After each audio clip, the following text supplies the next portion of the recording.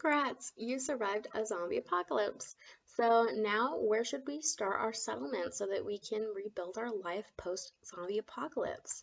Well, there's a few essential things that you need to consider before you relocate after the zombie apocalypse.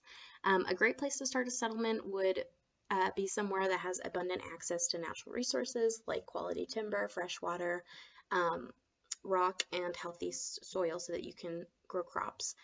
You'd also want to choose a place that has sufficient crop season, not too dry, not too wet. You do want a low chance for natural disasters as well. Nowhere where tornadoes or storms or anything, or any volcanoes, of course, anything that would be a natural disaster to you in that area.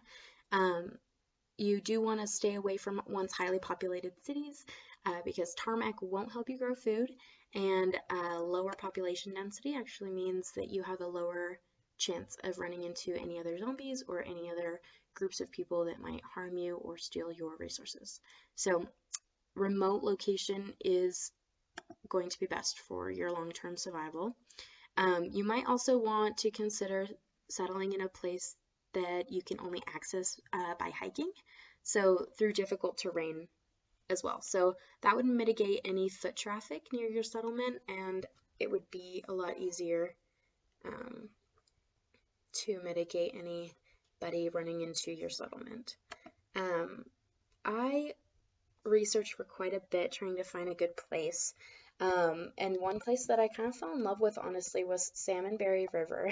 It is a tributary of the lower Nehalem River. I'm not sure if I'm saying that right. It's in Northwest Oregon, and I actually added the coordinates as well so that you can check the coordinates there to the starting point. So you'll want to reach that point before you're able to veer off and down into the Salmonberry River. So at first I chose the Nehalem River because of its abundance of timber, fish, accessibility of water, and length. It's actually 119 miles long. It runs all the way from the Pacific Ocean to Central Oregon. So I thought that that was really neat, and it could be used as kind of a natural guide if you want to work inland or work more towards the coast. Being able to follow that river is a really good resource. Um, in addition, Salmonberry River has many of the resources that you'll need to begin building a sustainable long-term shelter.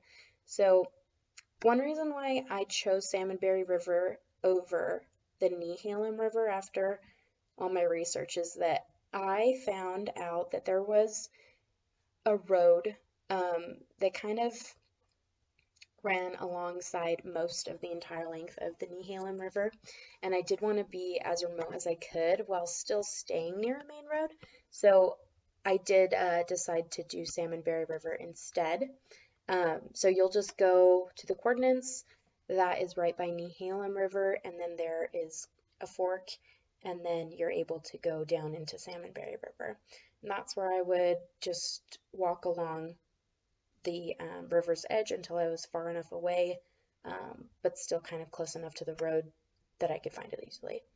Um, so, Salmonberry River, it had a lot of what I was looking for. So it had plenty of water, plenty of quality timber, there was several types of rocks, it had healthy soil, and it did have access to food.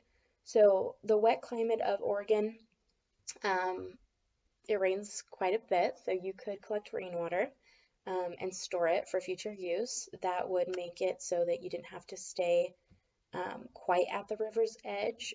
You wouldn't have to rely on staying that close to the river. You could work yourself more inland and be more remote because you would be able to collect rainwater and store that for yourself in your shelter. So the timber that I found in the area, there used to be old sawmills in the area. They're kind of abandoned now, that whole area, but there is a lot of quality timber still, and that can be used to make a shelter, build fires, make spears for self-defense or fishing. And then rocks can also be used to create weaponry, stabilize shelter, cook food, and then alluvial floodplains encompass the most fertile soils in the region and will support the growth of crops. So the soil is very fertile there. And then hunting and fishing opportunities, elk, black-tailed deer, river otter, and beaver can all be found near the river.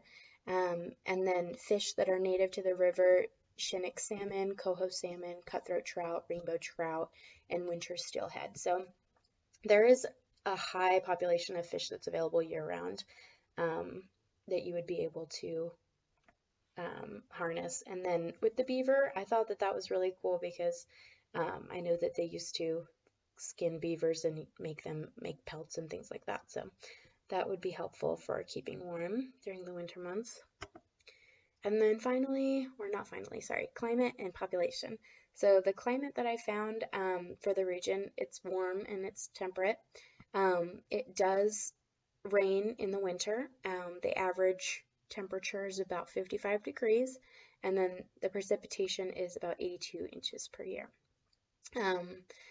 I did find that the nearest community, city, town, it's called Enright, Oregon. The population about 10 years ago was about 400.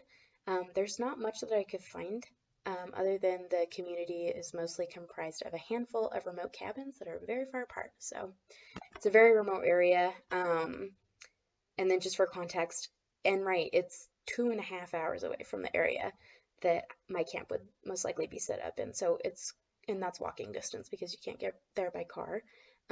That's another reason why I chose this place. It's very remote.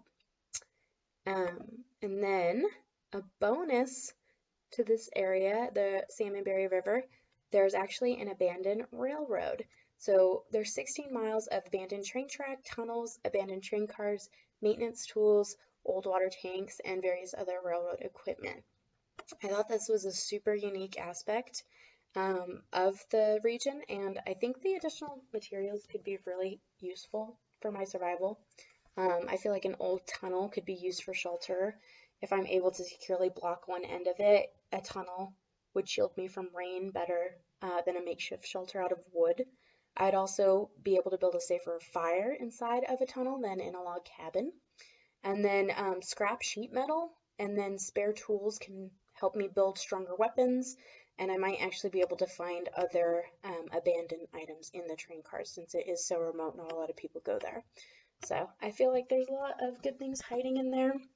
It would be entertaining to explore. I'll be alone, and it'll just be me and my survivability. So I think that this place has a lot of potential actually, and it would be able to sustain me. I would be able to grow crops. There's plenty of animals that I could hunt. And then again, the tunnels and the abandoned railroad, I really think that there would be a lot to gain from choosing this area. So thank you for watching my presentation on post-apocalypse, and I hope you have a great winter break. See ya.